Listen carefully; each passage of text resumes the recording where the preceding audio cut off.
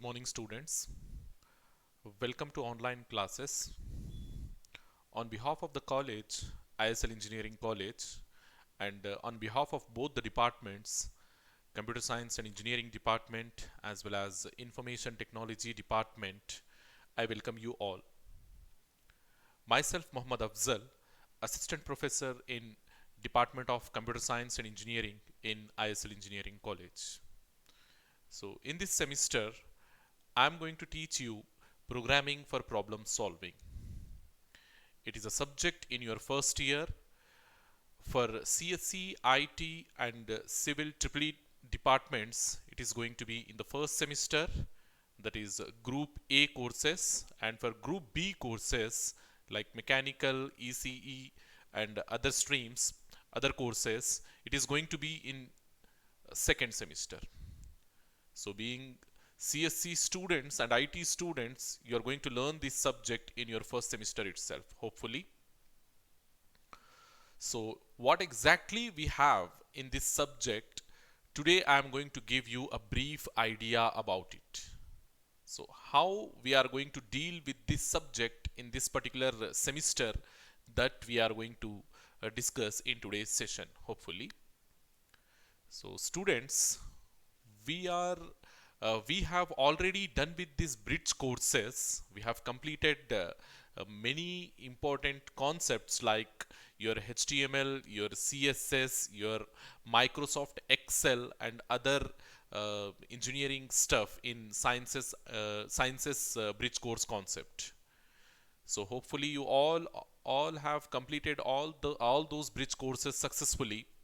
So right now it's time for academics, your academics, and we are going to start the academics from this class onwards. Hopefully you will follow the subject as you have done in your bridge courses. You will show the same interest and same what we call enthusiasm in learning these academic subjects as well. So I will just give an overview of the complete PPS subject, that is what we are going to study, what we are going to learn, all those things. How we have planned the complete course, that also I will give an idea in this particular session. So as I said, our course name. So over here, whatever subjects we are going to have, as we are going to follow the outcome based education policy, so we have to call all the subjects as courses. Okay, we'll treat them as courses, and your departments we call them as programs. So if you belongs to CSC, means your program is CSC, Computer Science and Engineering program. If you belong to IT, means your program name is Information Technology, likewise. Okay, so our course is programming for problem solving, and the subject code, as you can see over here, it is ES107CS, and it is a first year subject. Okay, so the complete course structure, if you see, I have summarized the important things what you have to know about the course, because many times what happens means the students, they will complete the course but they don't have the details of what they gained basically. So if you complete this subject successfully, what you will gain, and what is the complete structure of this course, that I have given the summarization I have given over here. So as I have dictated just now, the course name is programming for problem solving, and it is a lab oriented subject. So you'll be having a lab as well for this subject, and the lab name, the same subject name is the lab name, programming for problem solving lab. We call it as PPS lab. In short, we call it as PPS lab, and the subject we call it as, the course we call it as PPS course. Okay, PPS course and PPS lab. So in course, in your regular class, we are going to discuss only the theory concept. Even if I give you some programs, that I will write the programs on the board only. So when you come to the lab, you will see those programs, you will execute those programs on the computer, and you will see the output of those programs. So basically the complete practical stuff we do in lab, in our PPS lab. Okay, theory concepts we discuss in your regular classes, and as far as the practical sessions are concerned, we do it in your lab sessions. Hopefully you understood. So till this online sessions are there, I suggest you, because many things I'm going to give in this class itself, many I mean uh, many more things, I mean what softwares we are going to use and what type of systems we do need in order to execute our programs, all those things I'll be pushing in this class itself. So you have to be ready. So even in your mobile you can execute this what we call PPS programs or C programs. Okay, the complete idea, everything I'm going to give as an input in these sessions only. Hopefully. So course name is programming for problem solving, and as I said, it's a lab oriented subject, so we'll be having a PPS lab, programming for problem solving lab as well. And the course codes, if you see, for the theory subject, the code is, just let me take this pen. Okay, the theory, the course code is ES107CS. Okay, this is for theory. And for lab, the code is ES155CS, 155CS. Hopefully you understood. So this is the code for theory course, and this is the code for practical course. That is nothing but lab. Okay, and it is a core subject. So generally the subjects or the courses, they are of two types. One is core courses and the elective courses. So this PPS, it is a core course.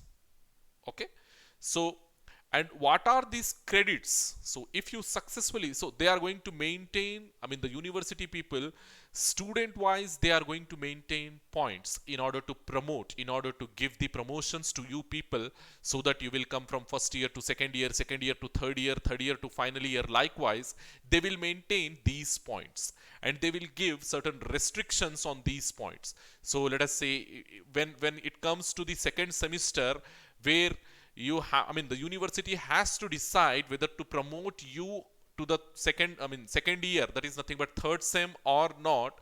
They will do it by, with the help, I mean by considering these credits only. If you are going to obtain, if you are going to have so and so credits, so how you are going to obtain or how you are going to have these credits means by clearing this subject. So if you clear this PPS, programming for problem solving theory, you will get three credits. Okay, if you clear this programming for problem solving course, you will get 3 credits. And if you clear programming for problem solving lab, you will get 2 credits. So likewise, totally you will get 5 credits if you successfully complete this PPS course, both theory as well as lab. If you successfully complete both theory as well as lab, you will get 5 credits. You will get 5 credits. So the restriction will be something, I mean your other faculties like your HOD, maybe your mathematics faculty, they are going to give the complete block structure, the complete idea of how you are going to be promoted from first year to second year to third year to final year likewise. Okay, the promotion rule they will employ only in the even semester. They will not employ in odd semester. Odd semester is nothing but first semester. So first semester, third semester, fifth semester, these are odd semesters. Seventh semester likewise, these are odd semesters. And even semesters, second, fourth, sixth, eighth.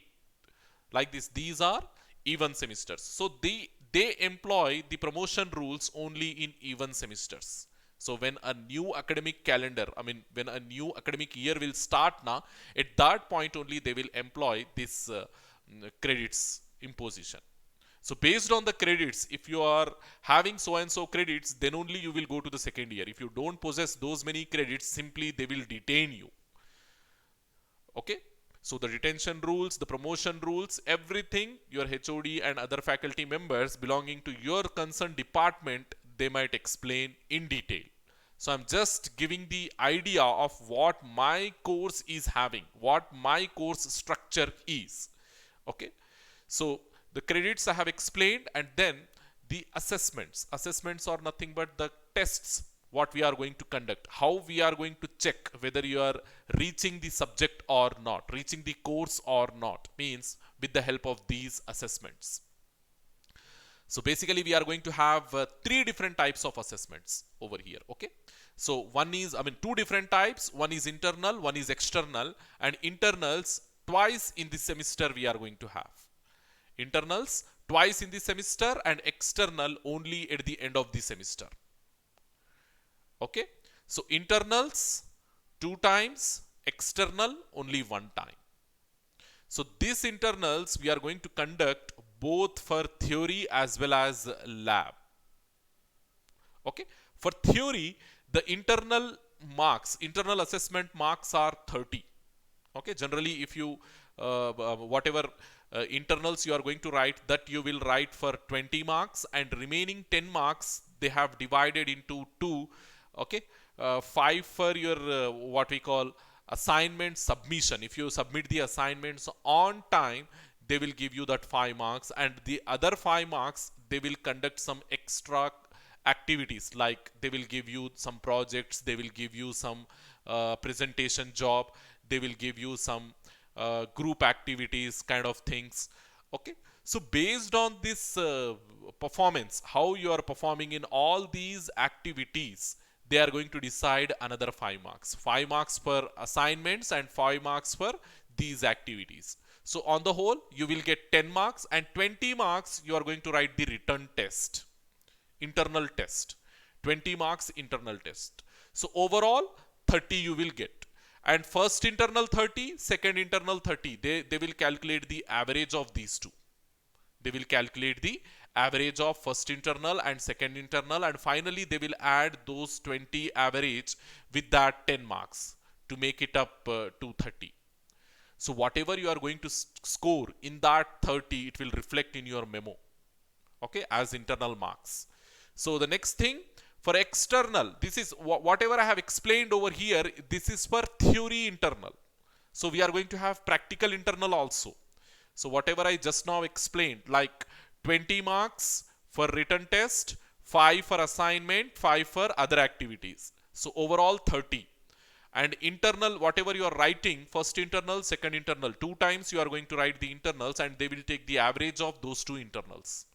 So that average plus 5 assignment plus 5 other activities. So likewise they will make it up to 30. This is for theory. The same way we are going to conduct the internal for lab as well. Okay, lab also we are going to conduct twice in the semester, one in the middle of the semester and another at the end of the semester. 2 internals. So this 25 marks, again we have the category, we have the subdivision over here in this 25 marks. Like 10 marks we will give you the write-up job, another 10 marks for 5 marks for write-up job, 10 marks for viva, 5 for execution, 5 for viva voice. Likewise we divide these 25 marks into further divisions. Okay, if you fulfill all these things, you will get another 25 for internal, lab internal. Okay, so the next thing, we have external assessment, the university assessment. We are not going to do this, the university will do this.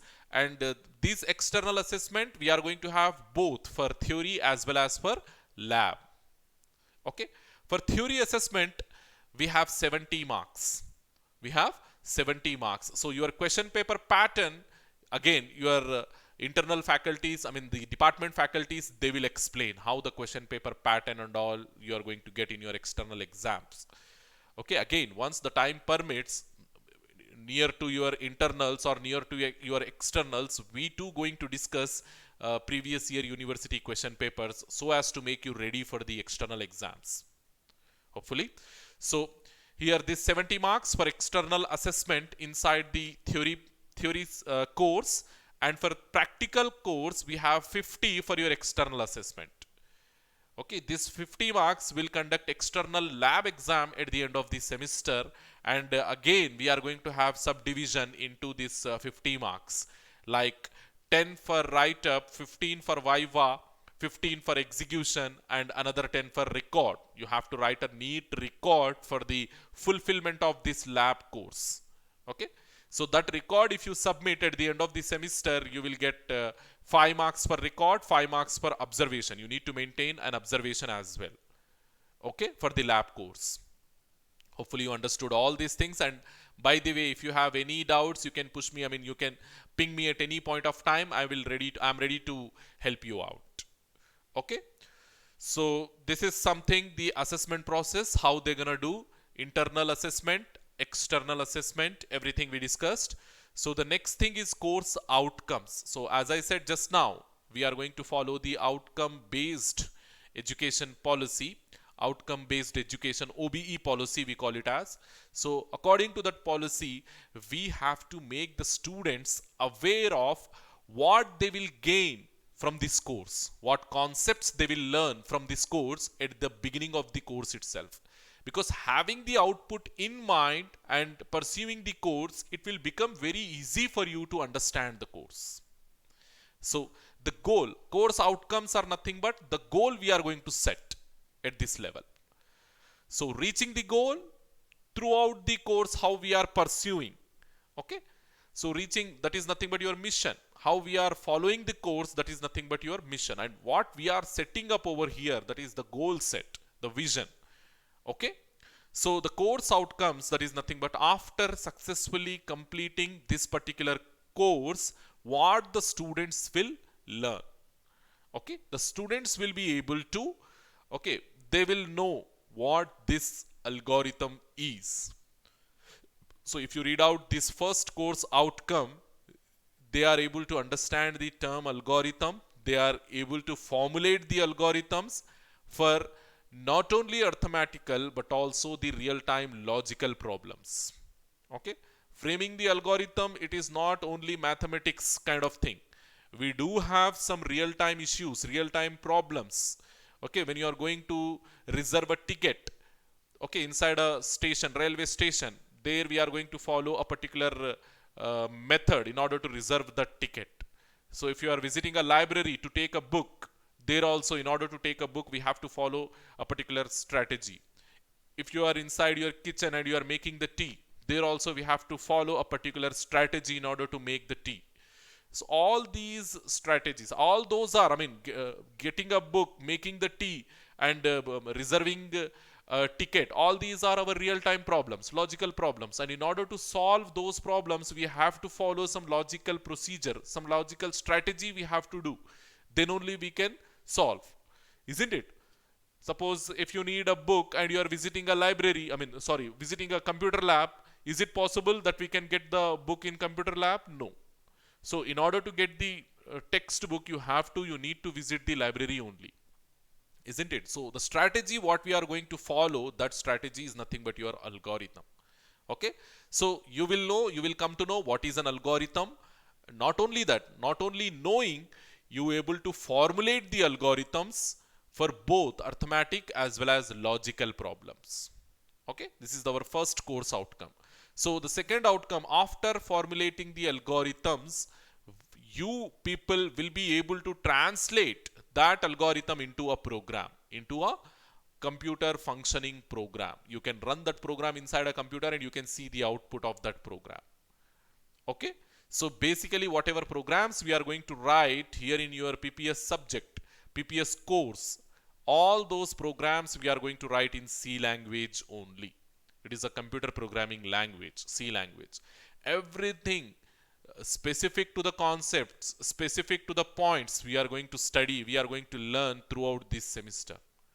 Don't you have any kind of hesitation that this course is a new course for us and how we are going to fulfill all the requirements related to this particular course? We are there for you. We are ready to help you in all the aspects.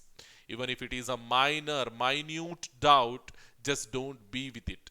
At the initial stage only, you have to clarify all your doubts so as to make the path clear. If you are with the doubts at the initial stage, what will happen? Those doubts will grow and become like an hell for you. Okay, these doubts will become hurdles in order to understand this particular syllabus. So if you don't have any doubts, if you have the full clarity at the inception level only, so it will become, the path will become very clear for you, hopefully. So translating the algorithm into a program using the C programming language, that also we are going to study over here. I mean, as part of this PPS course. Okay. So here what the things we are doing? First of all, we are knowing what is algorithm, and we are formulating an algorithm for arithmetic as well as logical issues, logical problems. Then after creating that algorithm, we are translating that algorithm into a working program using C programming language. And not only formulating the programs, if there are any issues in that program, we can test and execute the program and correct those issues. Those issues, if you have a kind of issue inside a computer program, we call it as an error. Okay, we call it as an error. If you have some issue inside your computer program, when you are formulating, we call it as an error. So if there is an error in your computer program, yeah, we have to correct it, and we have to re-execute the program so as to get the final output. So all these things, all these steps, procedures, algorithms, everything we are going to study inside your lab as well as in your theory subject, theory course. Okay, test and execute the programs. How we can test and execute, that thing also we are going to learn. And correcting the syntactical as well as logical errors. So there are two types of errors basically. One is the syntactical and the other one is logical. So what is syntactical error? What is logical error? How we can correct those errors, and how we can write the programs, how we can execute, how we can test the programs, everything we will discuss. So yeah, not only writing the programs, yeah, inside the programs we do have this conditional branching as well as iterations, recursions. So we should be able to know all these things. Okay, once you complete this course, you will understand what is conditional branching, what is iteration, and what is recursion. Okay, implement conditional branching, iteration, and recursion. The students will be able to do all these things. So these four, as well as we have four more. Okay, so given a big problem, you can decompose that problem with the help of functions. So what is a function and how it is helpful in decomposing the big problem, all these things we will study over here. Okay, so the divide and conquer strategy followed by the British people, the same strategy we will follow in order to decompose the big problem. Whatever problem you have with you, I mean whatever problem is assigned to you, we are not going to solve that big problem as a single unit. I mean we are not going to solve that big problem as it is. What we do, we decompose that problem into smaller units, and those smaller units we call them as functions. Okay, we call them as functions in C programming. So how we are going to solve all these functions independent to each other, that's right. I mean how we are fulfilling this divide and conquer strategy, all these things we are going to study. Okay, we also able to use different programming constructs like arrays, pointers, structures, all these things. So we have arrays, we have pointers, a separate unit is dedicated to arrays and pointers and structures. Okay, we have concepts dedicated to arrays, dedicated to pointers, and dedicated to structures. These three are some of the major, I mean some of the important concept inside your C programming, and we are going to study all these things in detail. Okay, then how we can write simple to complex programs, that is like matrix addition, okay, matrix multiplication, searching programs, sorting programs, all these things also you will be able to do once you complete this course. You will be able to perform the matrix addition using a C program, matrix multiplication using a C program, okay, and all other searching and sorting programs also we will be able to perform. Hopefully